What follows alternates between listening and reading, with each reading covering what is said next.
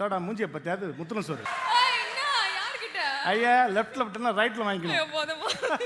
கண்ணகி படத்தை நடித்த கண்ணாம்பா மாதிரி ஒரு தமிழ் பெண்ணே டைலாக் பேச முடியாது. இன்னைக்கு வரைக்கும் ரெக்கார்டில் 1942 கண்ணாம்பா பேசின வசனத்தை தமிழ் நடிகளே பேச முடியாது.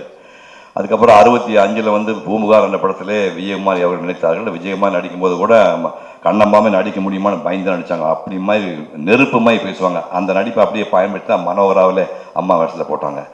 அது எஸ் வரலட்சுமி சிங்கார கண்ணேன்னு ஒரு பாட்டு பாடியிருப்பாங்க வீரபாண்டி கட்டவங்கல்ல. அந்த அம்மா எத்தனை ஆர்டிஸ்ட் சாவித்திரி மாதிரி கிடைப்பாங்களா, பானுமதி அஷ்டாவதானி அந்த அம்மா பெயிண்ட் பண்ணுவாங்க, அவங்கள கதைவசம் எழுதுவாங்க, டயக்ட் பண்ணுவாங்க, பாட்டு பாடுவாங்க, மியூசிக் கம்போஸ் பண்ணுவாங்க. அந்த அம்மாவுக்கு தெரியாத விஷயமே கிடையாது பானுமதி. அந்த மாதிரி அற்புதமான ஆர்டிஸ்ட் எல்லாம் தெலுங்கு ஆர்டிஸ்ட் நம்ம கொண்டாடிட்டோம். தமிழ் சினிமாவில் பானுமதி தெலுங்கு நடிகைன்னு நாம் இப்போ நினச்சதே கிடையாது. அந்த மாதிரி எல்லாத்தையுமே தெலுங்குல பூரா நம்ம சொந்தக்காரங்க, நம்ம அண்ணன் தம்பியா. ஏன் இப்போ பிரிஞ்ச ராமராவை சொல்லி பிரிஞ்சு போக வரைக்கும் எல்லாமே அண்ணன் தம்பி மாதிரி தான். இந்த அல்லு அர்ஜுன் வந்து இங்கே வளர்ந்த பையன் தானே. அவர் தமிழ் தெரியலன்னு தான் நீ வருத்தப்படணும். தமிழ் ரொம்ப புறமா பேசுவார், ரொம்ப அழகாக இருக்காரு.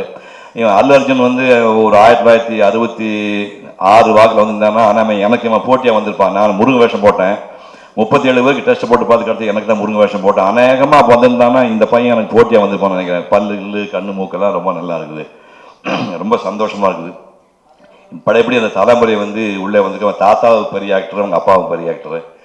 அந்த பரம்பரையிலே 3வது தலைமுறை, எங்கள் வீட்டில் 2வது தலைமுறை தான் இருக்குது. இல்லை 3வது தலைமுறையாக ஒரு நடிகை வந்திருக்கிறான். அவர் சிறப்பான எதிர்காலம் அமைய வேண்டும் என்று உங்கள் அனைவரும் சார்பிலே வாழ்த்தி நன்றி கூறி விடைபெறுகிறேன். வாங்க மேலே வந்து பேசுவாங்க.